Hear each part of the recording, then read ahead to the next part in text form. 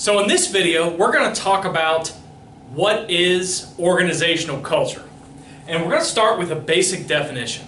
So organizational culture can be a system of shared assumptions, values, and beliefs that indicate appropriate as well as inappropriate behavior in any given organization. It's a basic definition. And what are some components of organizational culture? They can include things like social contracts. Now, if you're ever wondering, what is a social contract? Jean-Jacques Rousseau, the French philosopher, actually, that's a lie. He was from Geneva, so technically he was Swiss, but he's considered to be one of the great thinkers of the French language, I guess you could say. But anyhow, Jean-Jacques Rousseau talked a lot about social contracts. Let's use a few examples. Social contracts, you can't exactly define what they are, but when you have violated the social contract, it's usually apparent to you and everybody else. Think of the show Seinfeld, for those of you that remember it, or even Larry David's show Curb Your Enthusiasm. That show is about the comedy of breaking the social contract. Okay? So, in Seinfeld, George would do things like blow his nose into a cloth napkin, right? Well, there's no written rule or law that says don't blow your nose into a cloth napkin like at the dinner table. But as soon as George did that, everybody kind of knew, you shouldn't have just done that, right? So in some way, some sort of implicit assumption about what was appropriate behavior was transgressed, and he transgressed into the realm of inappropriate behavior. So culture can have an implied component, ergo social contracts, right? That's something that certain things you just don't do around here, okay? It can also involve written cues. Okay? So what are written cues?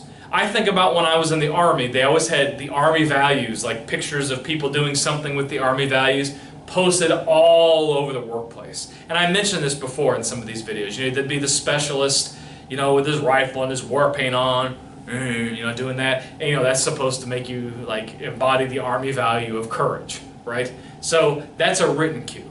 But maybe something a little closer to home.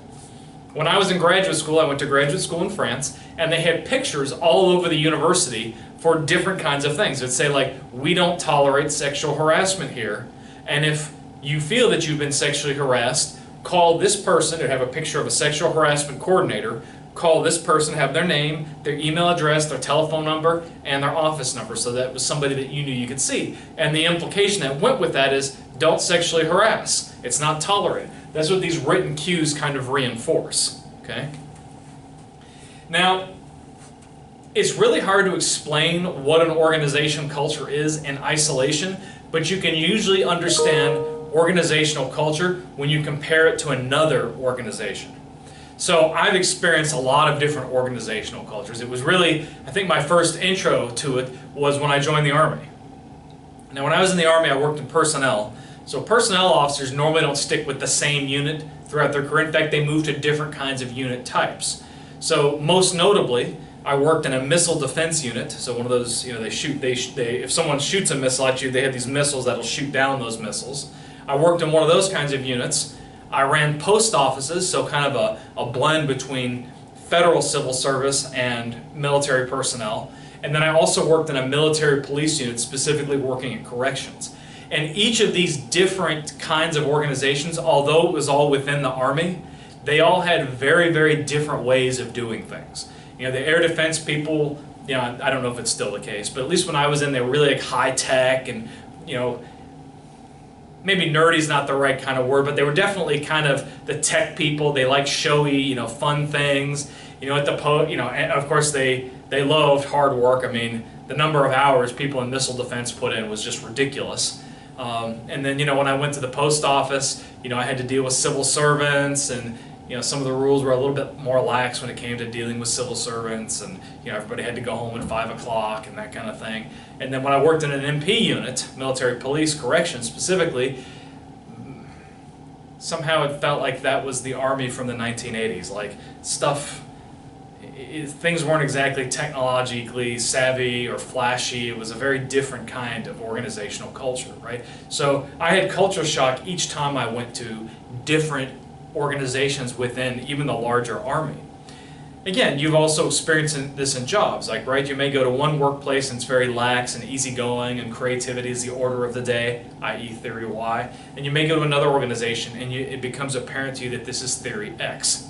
Now, those that are following on this class already saw the playlist and or read the article on PepsiCo and Yum brands, and that was an interesting contrast of cultures, right? There were two different culture classes, and it became clashes, pardon me. It became very evident when Pepsi people were doing their rotation with Yum brands how different the Pepsi culture was from Yum. That was apparent for the person rotating through as it was for the Yum employees.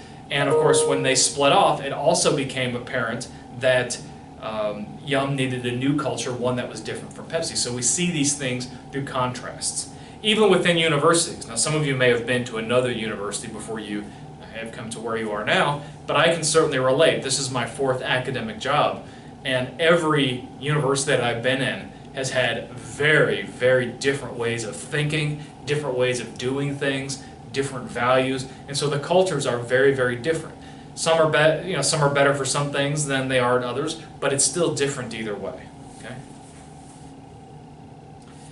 And we normally talk about culture being composed of assumptions, values, and artifacts. Now, those of you that are following along with this course have already looked at values and mission statements. That's a way of expressing your underlying organization culture. But at the same time, your values and mission statement can also turn to reinforce organization culture, right? Assumptions, as I mentioned, that's kind of the social contract. It's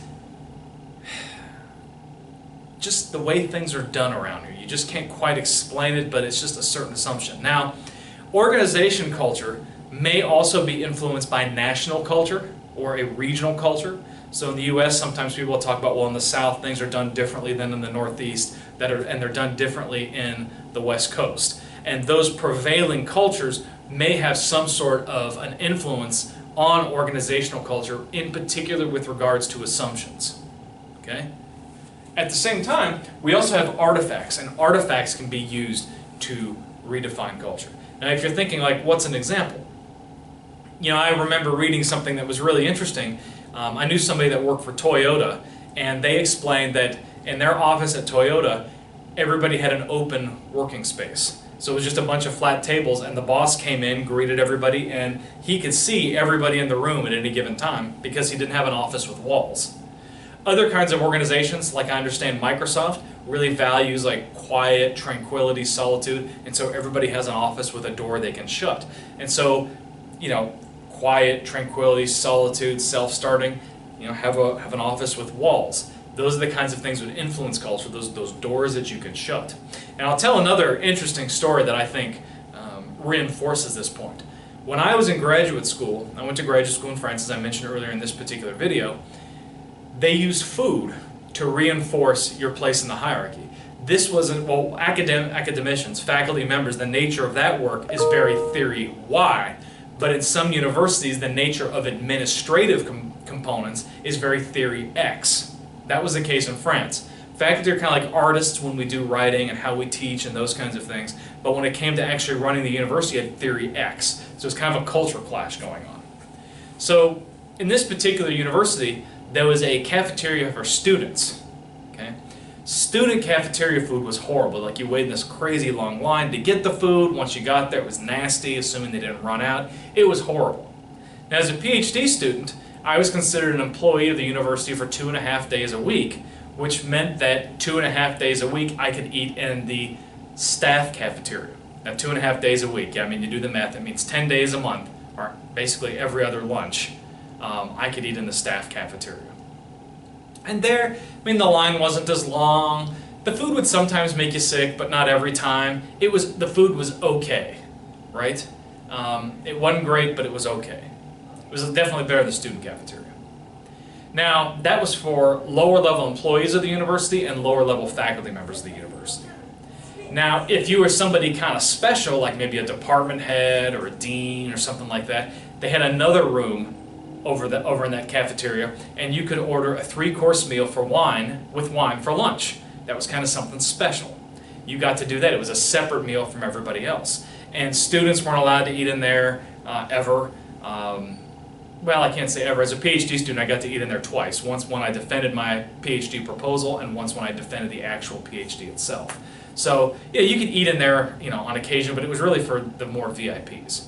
And then the very, very senior people got to eat with the president of the university. He lived in a castle behind the university, and he had something called a major domo. That's like a butler who cooks, who would cook Michelin-starred meals for the president of the university and his guests. So what you ate at lunch was indicative of your place within the university, and it was a way to indicate you have your place here. You don't mix with the upper echelons. So again, it's kind of an interesting theory X versus theory Y within the same organization. In fact, even within the same people.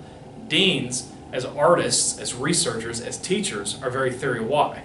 But when it came to how they ran, their affairs, their administrative stuff with faculty, or how they ran the university, it was very theory X. So that's why I bring up this piece of artifacts. So this is what is organization culture. In the next video, we're going to talk about why we care about organization culture. As always, if you like this video, hit that like button, that's a thumbs up. Hit that subscribe button with the bell, and make sure you don't forget to post your comments down below. See you in the next video.